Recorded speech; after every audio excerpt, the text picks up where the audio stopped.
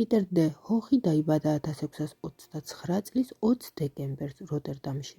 წლების მანძილზე მუშაობდა დელფტსა და ამსტერდამში. ვარაუდობენ, რომ 1645-47 წლებში პიტერი ჰარლემში ბერჰემის მოწაფე იყო. ვინაიდან მხოლოდ გაყიდული ნამუშევრებით მხატვარს თავის რჩენა ძალიან უჭირდა, 1650 წელს დე ჰოხმა მდიდარი ვაჭრის დამხმარედ დაიწყო მუშაობა და 1652 წლამდე მასთან ერთად არაერთხელ ესტუმრა ლეიდენს, ჰააგასა და დელფტს. ორწლიანი მუშაობის შემდეგ მხატვარმა დელფტში დამკვიდრება გადაწყვიტა. 1654 წლის 3 მაისს პიტერმა ცოლად დელფტელი მეთუნის ქალიშვილი შეირთო. წყვილს 7 შვილი შეეძინა. სამწუხაროა, რომ დე ჰოხის შესახებ ბევრი ინფორმაცია არ გვაქვს. ჩვენთვის უცნობია, როგორ გამოიყურებოდა მხატვარი, თუმცა მკვლევართა დიდი ნაწილი მიიჩნევს, რომ ამ პორტრეტზე სწორედ დე ჰოხია გამოსახული.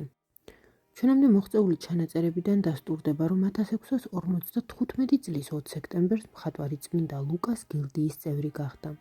და მკვლევართა აზრით სწორედ აქ, ამ პერიოდში გაიცნო მან იან ვერმეერი. აქ კი აუცილებლად მინდა გაჩვენოთ პიტერ დე ჰოხის ნამუშევარი, რომლის ხილვისას მე ყოველთვის იან ვერმეერი მახსენდება და ის ნამუშევარი, რომელზეც უკვე ერთ-ერთ ვიდეოში ვისაუბრეთ. ორივე შემთხვევაში მნახველის წინაშე წარმოდგენილია ინტერიერში მაგიდასთან მდგომი ქალბატონის ფიგურა. ორივე ქალბატონს მარჯვენა ხელში სასწორი უჭირავს, მაგიდაზე კი ხედავთ ძვირფასეულობას. 1660 წლისთვის დე ჰოხი ოჯახთან ერთად საცხოვრებლად ამსტერდამში გადადის. გადასვლიდან მალევე 1660-იანი წლების ბოლოხანებამდე მხატვრის მატერიალური მდგომარეობა საგრძნობლად გაუმჯობესდა. სწორედ ამ პერიოდში ის აგროვებს თანხას, რომ დიდი ოჯახით პრესტიჟულ უბანში იმხანად ქალაქის სახელგანთქმულ ქუჩაზე გადავიდეს საცხოვრებლად.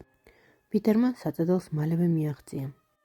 თუმცა 1667 წელს გარდაიცვალა მხატვრის მეუღლე. ეს ტრაგედია პიტერმა ძალიან მძიმედ გადაიტანა. ამას დაერთო ისიც, რომ 1672 წელს მომხდარი მოვლენების გათვალისწინებით ქვეყნის ეკონომიკური მდგომარეობა საგრძნობლად გაუარესდა. პიტერს ძალიან უჭირდა დიდი ოჯახის რჩენა და ცნობილია, რომ სწორედ ამ პერიოდში გასაყიდად მან ძალიან ბევრი ნამუშევარი შექმნა. ჩვენთვის უცნობია, როგორ, რა ვითარებაში, სად გარდაიცვალა მხატვარი. წლების მანძილზე მიიჩნეოდა, რომ დე ჰოხი 1684 წელს ფსიქიატრიულ საავადმყოფოში გარდაიცვალა. თუმცა 2008 წელს ჩატარებულმა კვლევამ აჩვენა, რომ აქ მისი ერთ-ერთი ვაჟი, სახელად ასევე პიტერი გარდაცვლილა.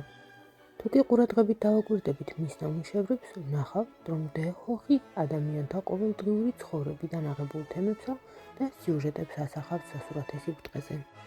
მხატვარი ნათლად წარმოაჩენს მის ნამუშევრებში ასახულ ადამიანთა მისწრაფებებსა თუ ინტერესებს.